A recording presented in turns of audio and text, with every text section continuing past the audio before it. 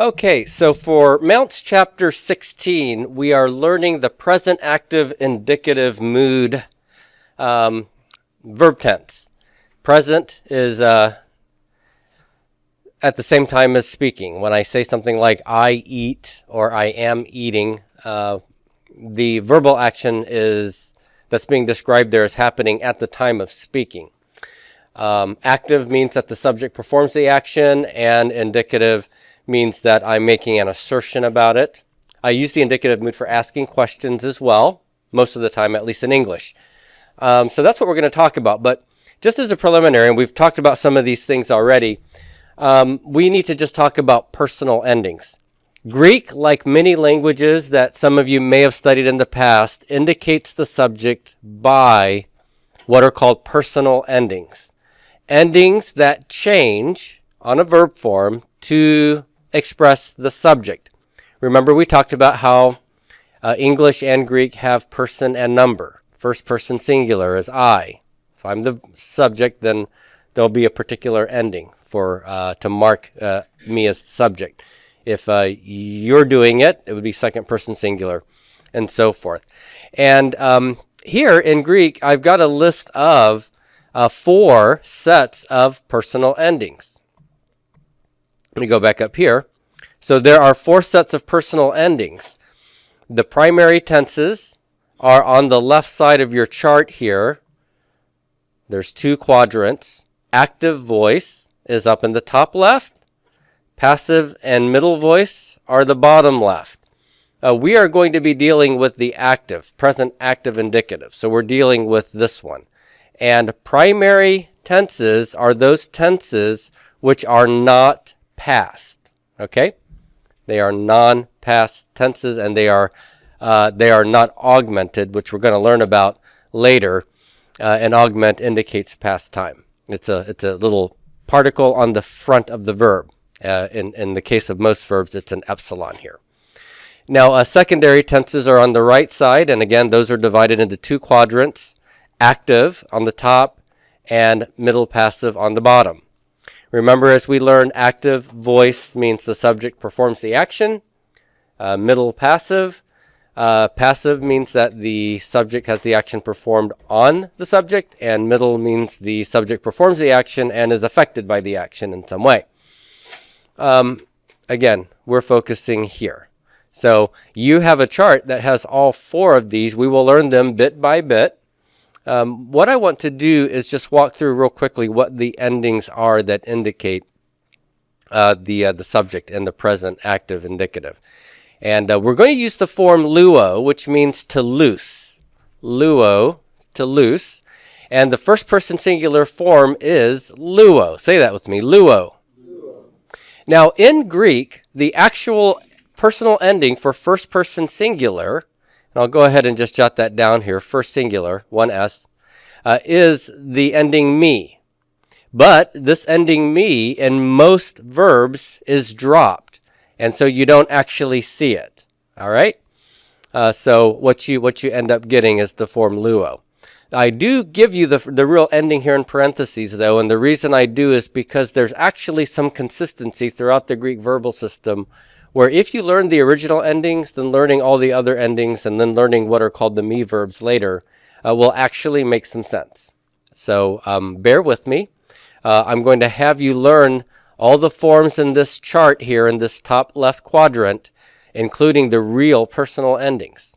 So lues is you loose. So luo is I loose. Lues is you loose. Say that with me. Lues.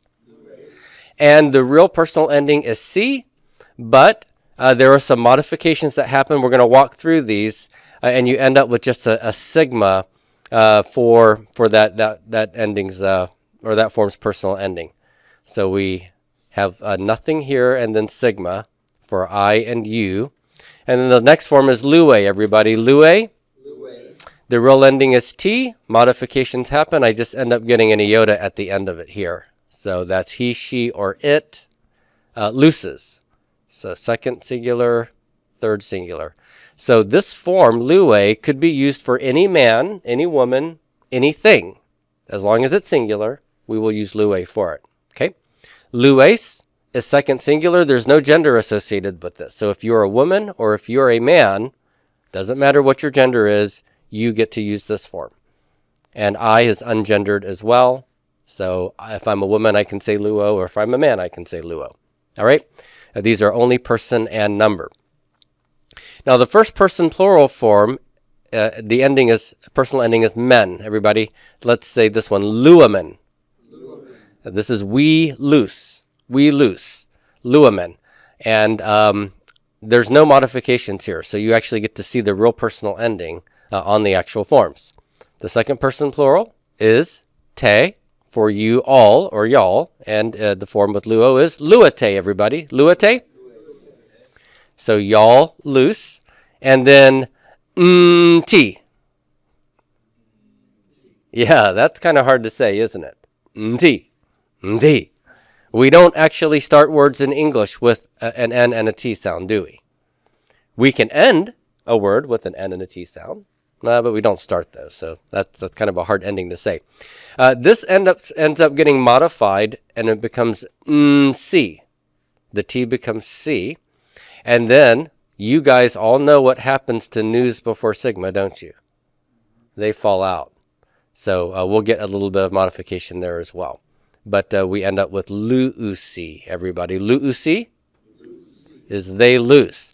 Now look in parentheses here. I have a nu in parentheses. What is that nu? That's the movable nu. Okay?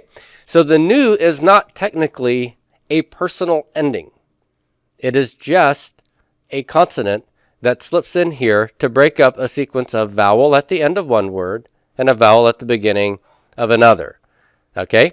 So if it's there, this still means they are doing it. And if it's not there, they are still doing it. No difference in translation, whether the movable nu is present or not. All right? Okay, so those are the basic forms. Now, let me just give you the bird's eye view here. When I want to say I, you, he, she, it, we, y'all, and they do something, active voice, I'm using the real endings that I'm using are me, ct, mente, and nt. Modifications happen, but these are the original and basic endings. When I want to use the passive voice and say, I am blanked, I am eaten, you are eaten, they are eaten, okay? The personal endings I'm going to use there are my, sai, tai, metha, stay, and ntai. Now, do you see any connection between the real personal endings up here and the personal endings down here? Me, ct matches my, sai, tai, doesn't it? The only difference is what? The alpha stuck in the passive form. T, third person plural. What is its corresponding passive personal ending? Tai. Exactly. I slipped that alpha in. Now, the first person plural and the second person plural are not exactly the same in the middle passive, but they are similar in that I have a mu and a kind of tau here, right? Men maps onto metha. Te is sort of similar, but I get a theta here and a sigma before it. Stay. All right? So those are the odd men out, so to speak, but they're still similar enough. Now, if you want to really be amazed, just look at the secondary tenses, the ones that use past time. The real endings are mu, sigma, tau. How is that like me, ct? No, they're the same consonants, just without the iota, right?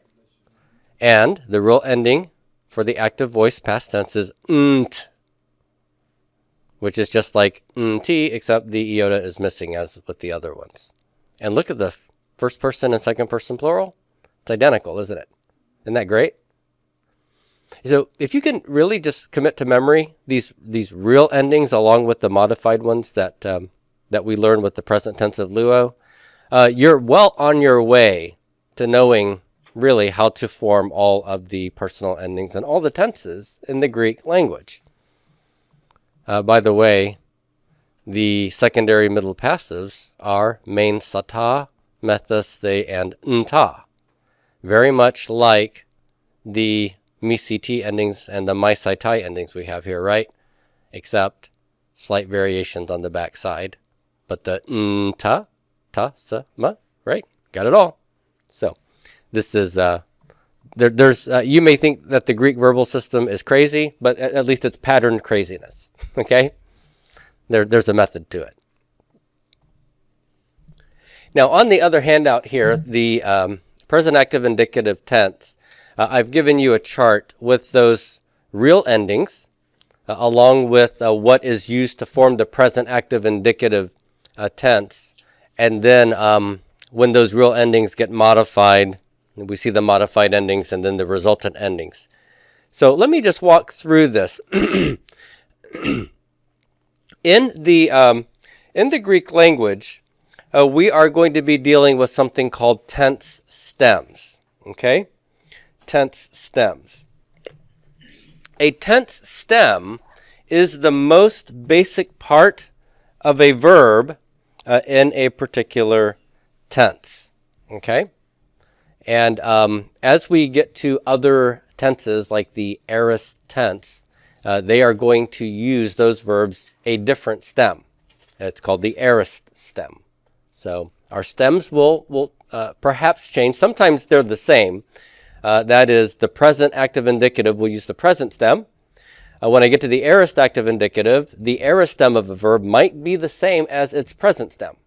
So there might not be a change. And then sometimes there will be a change. So the aorist stem will be slightly different from the present stem. We might see some modifications there. Okay? So stem, again, is the most basic form of a verb in a given tense. All right? And so the present active indicative will use something called the present stem. And when you learn a verb, you're going to be given for its lexical form the present active indicative first person singular. All right? So you should always be able to figure out what the present stem is by looking at the present active indicative form. That's the lexical form. And then detaching the stuff at the back side of it, and you'll be left with the present stem. Now, our verb that we're going to be using as our paradigm verb is the verb luo, to loose, and lu is the present stem of luo. The Greek language then will add, after the present stem, something called a connecting vowel. Other grammarians call it a thematic vowel. I like connecting vowel. And there's only two connecting vowels in the Greek language for the present active indicative, omicron and epsilon. Now, there is a rule for which connecting vowel you use. Does anybody remember what it is? When do I use one or the other?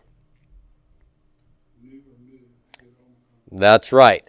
If I have a mu or a nu, I put omicron as a connecting vowel before them. Otherwise, epsilon is the connecting vowel. All right?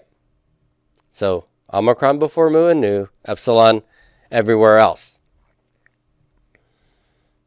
And then, once I have that, I attach my endings. And then if there are modifications that happen, then those get applied.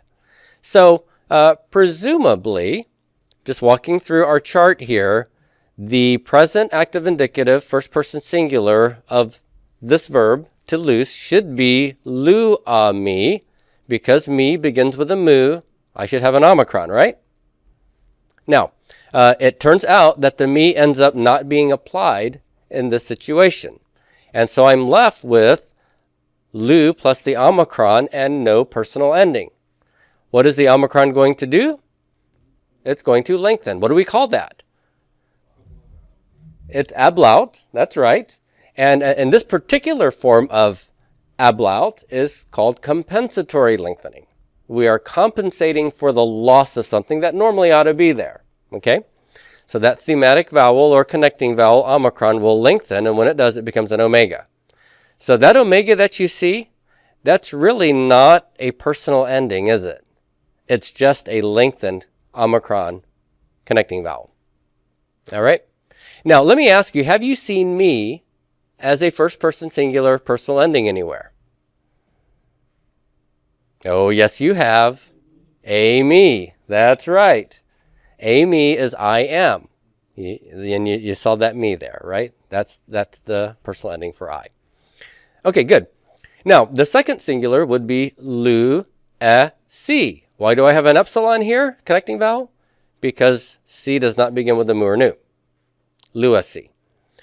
Now, what happens here? This sigma is intervocalic, and in many places in the Greek language, usually around connecting vowels and personal endings, an intervocalic sigma will drop out. And what will I be left with? Lu-e-si becomes lu-e-i. And it would be nice if it would just stop right there. But it seems that this sigma then was added at the end to distinguish it from the third person singular form, which we're going to see is also lue. So lu-e-i becomes lues, lues. All right. So let's say these forms. Luo. So I loose. One way to translate it is I loose. You could also translate it as I am loosing. Mounce tends to want you to use this continuous form. I don't insist on that. I don't think it's necessarily healthy to always try to translate a present tense form that way, because sometimes the present tense is used not for what somebody is literally in the process of doing, but for what they normally do. And I think we talked about this the last time we met, right? I can say I play baseball. That doesn't mean that I'm literally playing baseball now. It means that I often play baseball, right? It's my normal or habitual thing to do. I would use the present active indicative in Greek if I were wanting to express that. All right. Now, the third person singular. I use the present stem lu. My personal ending is t. So which connecting vowel do I need to use? I got to use the epsilon, right? So it would be lu-e-ti. Now here there is a rule in Greek where final tau iota becomes sigma iota. Okay? Final tau iota becomes sigma iota. So lu-e-ti becomes lu-e-si. And then, what happens to the sigma? It drops out. It's intervocalic, right? And so I'm left with lu-e-i, which becomes lue. Lue. So say that with me. Lue. So he, she, or it looses, or is loosing. All right? Now this is why having the sigma reattached on the back side of the second person singular can be helpful for us. Now, first person plural. It's lu, present stem. Men is the personal ending for we. And so it begins with the mu. I'm going to add an omicron. So lu-a-men. Lu-a-men. Say that with me. Lu-a-men. And are there any changes that have to happen here? No. Everything is perfectly fine and dandy. So we don't see any modifications, thankfully. So we loose, we are loosing. Second person plural is lu. Te is the personal ending for you all. And because it's not mu or nu, I get an epsilon connecting vowel here. So everybody lu-e-te. Lu-e-te. And there's nothing that causes any modifications here, so this will stay put. And that's y'all are loosing. And then the final one, third plural, they, is lu for the stem, t for the personal ending. And so this begins with a nu, doesn't it? So what should my connecting vowel be? It's an omicron. That's an omicron. And what happens to the final tau iota? That's right. The final tau and that iota is going to switch to a sigma, followed by the iota. And then the nu will fall out. So lu-a-n-si becomes lu-a-si. Nu's gone here, right? And what will this short omicron want to do to compensate for the loss of the nu? It will lengthen. Now, it would perhaps like to lengthen to an omega, wouldn't it? But what have we seen short vowels lengthen to also? Diphthongs, because diphthongs are also long, aren't they? Diphthongs are long. And here the omicron is going to become omicron upsilon. So lu on t becomes lu on c, becomes lu si, becomes lu usi. All right? So this omicron upsilon is an omicron that's lengthened. The nu is missing here. Okay? So that's what happens here. They loose or they are loosing. So here's that chart again that we learned in the master personal endings chart. And let's read these again one more time. Ready? Luo, lues, lue, luamen, luate, luusi. And the nu can be movable on the end, luusin. Now, where's the accent mark on these? It's on the lu, right? Yep. So in the present active indicative, we're going to try to keep the accent on that syllable there, okay, right before the connecting vowel in personal endings. All right, any questions about this? All right. We should be able to take any verb, and if we know its present stem, we should be able to form the present active indicative tense for it. So let's take the verb pisteuo. What does that mean? Yeah, this is I believe or to believe. So what is the present stem? I can determine the present stem by stripping off any connecting vowels and personal endings. Well, what's my personal ending here? My personal ending is actually nothing, right? My connecting vowel is omicron lengthened to omega. So if I strip that off, what am I left with? Pisteu. And pisteu is what I'm going to use right here in all the places where I have lu. Pisteu me, drop the me, pisteuo, right? And so forth. Now, I'm not going to ask you to think through the real endings and changes. I just want you to know what the real endings are, because when we get to me verbs, these real endings are going to reappear and you'll get to see most of those. But really just to show you that the real endings are similar to all the other endings we're going to learn.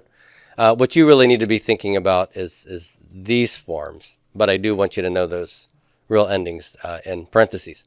So let's just walk through it. How would it look? Pisteuo is I believe. How would I say you believe? Pisteues, he believes. Pistue, we believe. Pisteuamen, good. Y'all believe.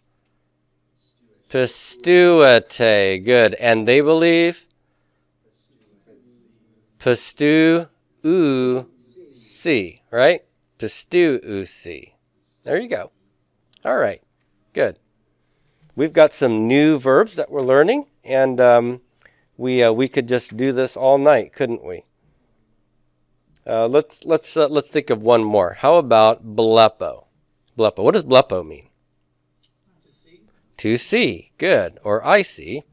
By the way, Mounce gives you the meaning of the verb in terms of the meaning as the first person singular form, because that's the lexical form.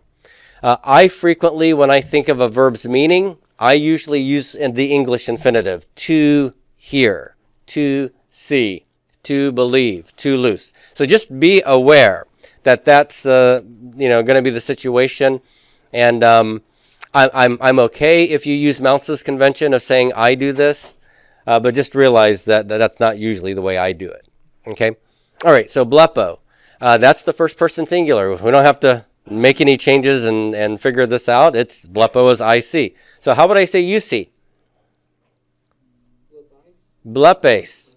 Blepes. And we're putting this accent on the syllable right before the connecting vowel, personal ending. So blepes, he sees. Blepe, we see. Blepamen, good. They, y'all see. Blepete, and they see. Blepusin. Okay? Exactly the same forms at the back side. Blep. That's right. Blep.